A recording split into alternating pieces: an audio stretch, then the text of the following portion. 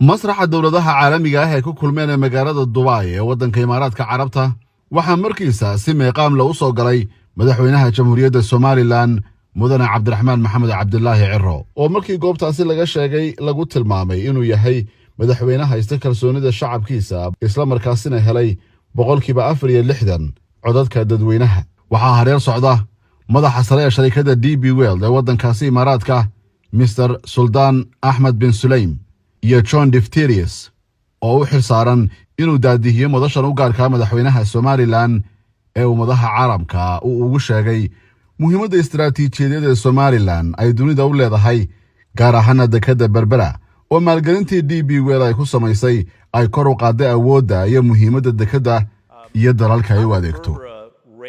John Diphterius ayaa waxa uu weydiiyay madaxweynaha Somaliland Mudane Cabdiraxmaan Maxamed su'aal nuxurkeedu yahay dekadda Somaliland ee Berbera ee ku taala meesha istiraatiijiga ah iskuna xidha bariga dhexe bariga Afrika iyo Asia maxay ka dhigan tahay 400 milyan ee dollar ay ku maalgelisay DP World dekadda Berbera maxay ka tahay kobaca dhaqaalaha ee Somaliland iyo maalgelinta lagu sameeyay waxay uga dhigan tahay Somaliland iyo gobolka Geeska Afrika. What has it meant that $400 million investment by DP World to economic growth, what it represents to GDP?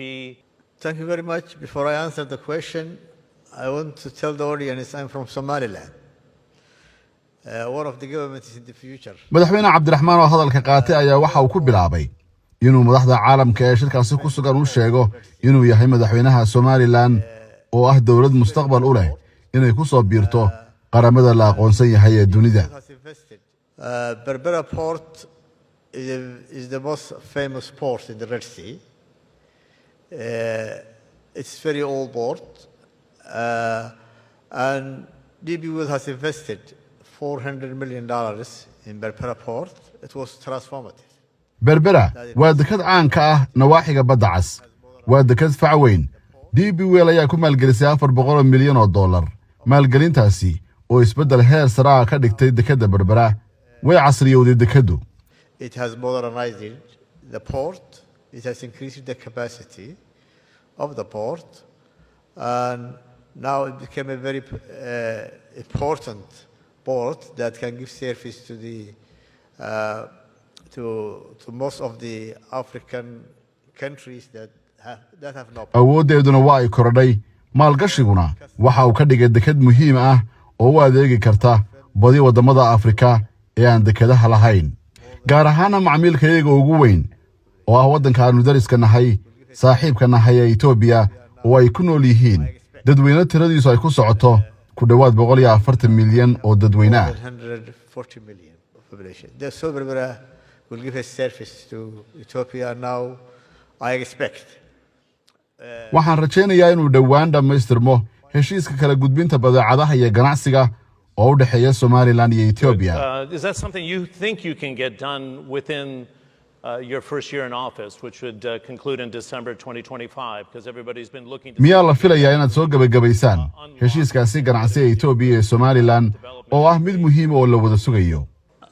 My plan is to finalize before the end of the year. qorshahaygu waxa uu yahay inaan dhammaystiro heshiiskaasi inta ka horeysa dhamaadka sanadkan ayaa uu yidhi madaxweyne Cirro.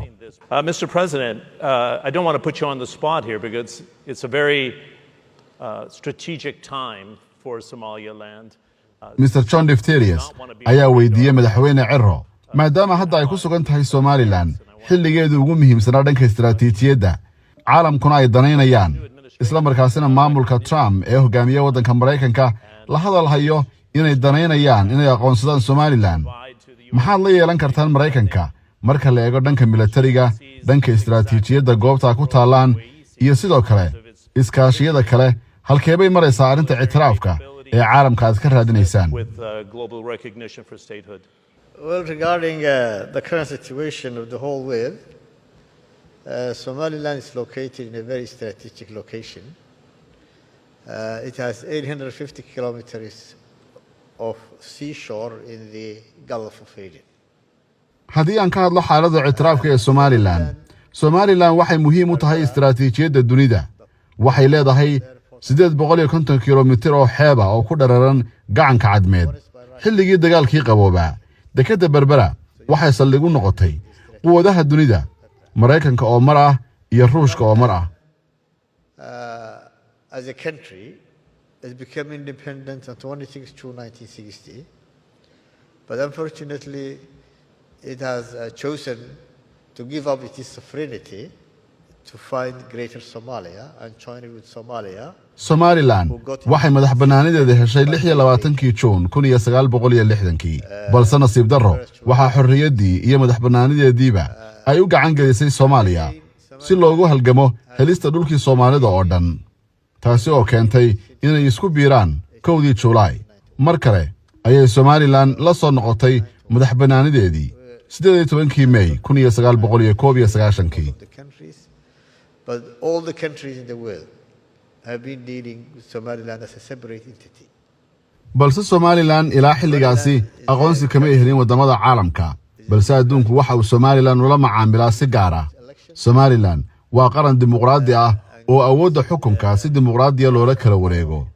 In a democratic way.